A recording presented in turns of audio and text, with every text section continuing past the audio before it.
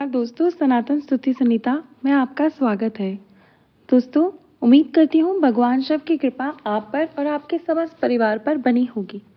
दोस्तों, आज इस वीडियो में हम जानेंगे कि जो मार्गशीर्ष मास है, जो कि 16 नवंबर से प्रारंभ हो चुका है, उसमें जो अगन का महीना भी जिसे कहा जाता है, उसमें गुरुवार का जो विशेष महत्व होता है वो क्या रहता है और इसमें जितने भी गुरुवार आते हैं उन सभी गुरुवार में माँ लक्ष्मी की विशेष रूप से पूजा आराधना की जाती है। कहा जाता है कि पद्म पुराण में ऐसा वर्णन है कि जो भी भक्त इन गुरुवार के दिन, जो कि अगन मास में आते हैं, लक्ष्मी जी की आराधना करते हैं, माता लक्ष्मी उनके घर में स्थायी रूप से निवास करती है।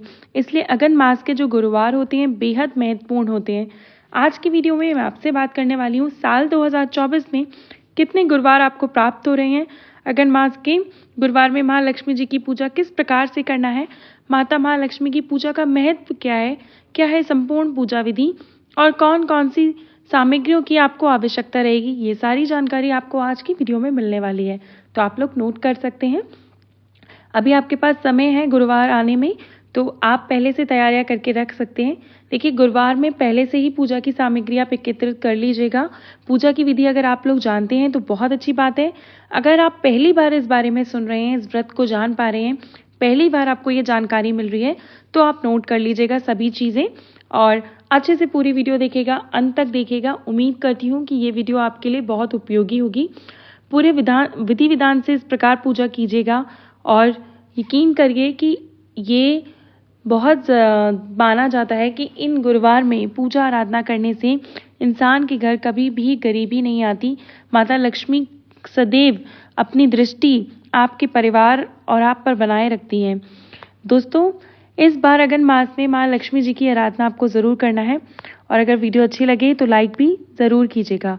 इस बार साल 2024 में हमें कितने गुरुवार हमें मिल रहे हैं, पहले हमें ये देखना है। देखिए, 16 नवंबर से अगन मास प्रारंभ हुआ है और पहला गुरुवार आपको प्राप्त होगा 21 नवंबर को और अगन मास का दूसरा गुरुवार प्राप्त होगा 28 नवंबर को, तीसरा गुरुवार 5 दिसंबर को और चौथा 12 दिसंबर को। तो इस बार जो अगन मास में गुरुवार हैं वो 4 हैं। चारों गुरुवार आपके लिए वरदान समान है।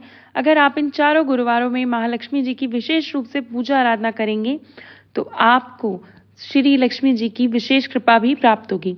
अब बात करते हैं पूजा की सामग्री की। तो देखिए, सबसे पहली सामग्री आपको चाहिए नारियल, क्योंकि इस व्रत में नारियल की ही पूजा की जाती है माँ लक्ष्मी जी का स्वरूप मान के। कलश पर स्थापित करके नारियल चाहिए, पानी वाला, केला, सिंगाड़ा, आंवला, बेर, सीताफल, मतलब जो भी ऋतु फल आपके पास उपलब्ध हो वो चाहिए। आपको चाहिए धान की बालियां, जो कि इसमें अर्पित की जाती हैं। जो धान की बालियां होती हैं उनको देवी जी लक्ष्मी को चढ़ाया जाता है। और अगर आपको उपलब्ध हो जाए तो बहुत अच्छी बात है।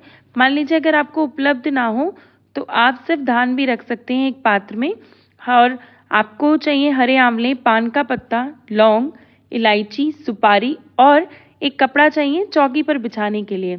टोकरी चाहिए बाकी की सामग्री रखने के लिए, जैसे धूप, दीप, अक्षत, पुष्प इत्यादि, मौली, हल्दी, ये सभी चीज़ें। अब बात करें पूजा विधि की, तो देखिए, इस व्रत में मतलब पूजा में एक दिन पहले से ही पूजा की तैयारी कर ली जाती है। जैसे कि बुधवार के दिन आप अपने घर की अच्छे से साफ सफाई करें, फिर शाम के समय यानी कि जो बुधवार की शाम है उसमें आपका जो घर का मुख्य द्वार होता है गोबर से लीपा जाता है। देखिए, अगर हर जगह तो गोबर नहीं लीपा जाता या मिल भी नहीं पाता है तो आप पानी से छींटे देकर या फिर पानी से मुख्य द्वार को अच्छे से धोकर साफ कर लीजिए। चावल का जो एनो होता है, मतलब चावल के आटे का एक एप्पण जैसा बनता है, उसे बनाकर तैयार कर लें। घर के मुख्य द्वार से प्रारंभ करके जहाँ तक आप पूजा की चौकी लगा रहे हैं वहाँ तक आपको महालक्ष्मी जी के पद्म चिन्ह बनाने होते हैं। और आती हुई माँ लक्ष्मी इस प्रकार से आपके माँ लक्ष्मी जी के पैरों के निशान बना लीजिए, जैसे महालक्ष्मी जी आपके घर में ही आ रही हैं। आप चाहें तो स्वास्तिक भी बना सकते हैं, कोई रंगोली बना सकते हैं। मतलब एक तरीके से शुभता दी जाती है। पूजा स्थल से लेकर घर के मुख्य द्वार तक अच्छे से सजाया जाता है ताकि गुरुवार को महालक्ष्मी जी आपके घर आए। पद्म पुराण में ऐसा वर्णन मिलता है कि गुरुवार को अग्न मास के जो होते हैं गुरुवार के दिन माँ लक्ष्मी ब्रह्म मुहूर्त में भ्रमण करती हैं। जो भक्त माँ लक्ष्मी जी की आराधना करते हैं, पूजा करते हैं, मंत्रों का जप करते हैं और अपने घर के मुख्य द्वार को साफ करके रंगोली बनाकर रखते हैं, दीप जलाकर रखते हैं, उनके घर में माँ लक्ष्मी जी प्रवेश कर जाती हैं। इसलिए आप सुबह सुबह ही, मतलब गुरुवार की सुबह जितनी जल्दी हो सके उठकर स्नान कर लें। स्नान करने के बाद पूजा आराधना प्रारंभ कर दीजिए। गुरुवार को सुबह उठकर पूजा स्थल पर कलश की स्थापना करनी है। केले के पत्ते से, आंवले के पत्ते से, आम के पत्ते से तोरण सजाकर माँ लक्ष्मी जी की प्रतिमा को विराजित करना है एक चौकी पर। अच्छा, चौकी के लिए एक बहुत विशेष बात कही जाती है कि आंवले की लकड़ी की अगर चौकी बनती है तो उस पर अगर महालक्ष्मी जी को आपको स्थापित कर लें तो आपको विशेष कृपा जल्दी प्राप्त होती है। वैसे तो आंवले की लकड़ी से पीढ़ा भी बनता है, मतलब पाटा बनता है लकड़ी का, और लक्ष्मी जी की जो प्रतिमा होती है वो भी आंवले की लकड़ी से बनाते हैं कई लोग, और उस पर हाथी विराजमान किया जाता है, वो भी आंवले की जो लकड़ी होती है उससे बनता है। मान लीजिए इतनी चीज़ें आपको नहीं उपलब्ध हो पाए तो जो भी आपके पास चौकी हो वो लें, साफ सुथरा करके वहाँ लक्ष्मी जी की जो प्रतिमा है उसको विराजित करें, आराधना करें, और आंवला आप वहाँ पे रख सकते हैं, चढ़ा सकते हैं। हरा आंवला जो मार्केट में इजीली आपको मिल भी जाएगा। लाल रंग का वस्त्र आप चौकी पे बिछाएं और आपके घर में जो भी लक्ष्मी जी की मूर्ति हो उस मूर्ति को स्थापित करके पूजा कर सकते हैं। इस व्रत में हाथी का भी बहुत महत्व होता है, मतलब हाथी, मिट्टी के जो हाथी होते हैं या फिर लकड़ी का जो हाथी विराजमान करके आप रख सकते हैं। चांदी का हाथी ला सकते हैं। माँ लक्ष्मी जी के दोनों तरफ हाथी की स्थापना की जाती है। फिर विधि विधान से गज लक्ष्मी जी स्वरूप की पूजा होती है जो समस्त प्रकार के ऐश्वर्य प्रदान करने वाली है। कलश की स्थापना आवश्यक होती है। कलश पर नारियल रखकर उसका श्रृंगार किया जाता है, एकदम लक्ष्मी जी के श्रृंगार की तरह उस कलश के नारियल को सजाया जाता है और सभी विधि से उसमें महालक्ष्मी जी की पूजा की जाती है विशेष रूप से। ये इसलिए 16 उपचारों से माँ लक्ष्मी जी की आराधना की जाती है। अग्नि गुरुवार के दिन चारों पहर में माँ लक्ष्मी जी की आराधना होती है, मतलब ब्रह्म मुहूर्त में। इसके बाद दोपहर में पूजा कर सकते हैं, शाम को पूजा कर सकते हैं, और कुछ लोग अर्धरात्रि में भी पूजा करते हैं। अगर आप चारों समय भी पूजा नहीं कर पाते तो कोई बात नहीं, कम से कम 3 बार तो जरूर ही कीजिए, सुबह दोपहर शाम। तीनों समय में आपको माँ लक्ष्मी जी के मंत्र का जप करना चाहिए। कोई भक्त जो कि पूरे समय घर में नहीं रह पाते, सुबह शाम उपलब्ध है, आप सुबह शाम पूजा कर लीजिए। ब्रह्म मुहूर्त में पूजा कर लें, शाम को प्रदोष काल में पूजा कर लें। जैसा आपके पास समय हो वैसा आप कर सकते हैं। और दोपहर में संभव हो पाए तो अपने जहाँ पे आप कार्य करते हो, अगर आपको वहाँ समय मिल पाए तो वहीं पे आप लक्ष्मी जी का जप कर लीजिएगा। अग्नि गुरुवार में आपको सुबह जल्दी उठना होता है, और जल्दी से मेरा मतलब है 3 बजे से लेकर 4 बजे के बीच आप उठ जाएं, नित्य कर्मों से निर्वृत्त हो जाए, स्नान कर लें। इसके बाद घर का मुख्य द्वार आप खोलेंगे, दीप प्रज्वलित करेंगे। घर के मुख्य द्वार के दोनों तरफ आपको आटे का जो दीप है प्रज्वलित करना है, चाहे तो मिट्टी का भी कर लीजिए, मगर आटे का घी का दीपक प्रज्वलित कर लें तो अच्छा रहेगा।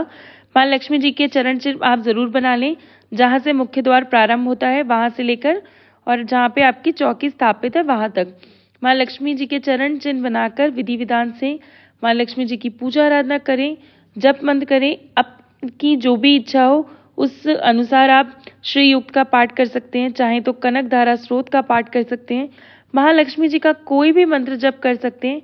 कहा जाता है इस व्रत का विधान ये है कि आप जो भी माला जपते हैं, जो भी मंत्र करते हैं, जो भी स्रोत पढ़ते हैं, कम से कम 16 की संख्या में जरूर पढ़ना चाहिए। जैसे 16 आप श्री युक्त का पाठ करें, कनक धारा कर रहे हैं तो 16 बार करें, माला पढ़ते हैं लक्ष्मी जी के मंत्र की तो 16 माला का जप करें।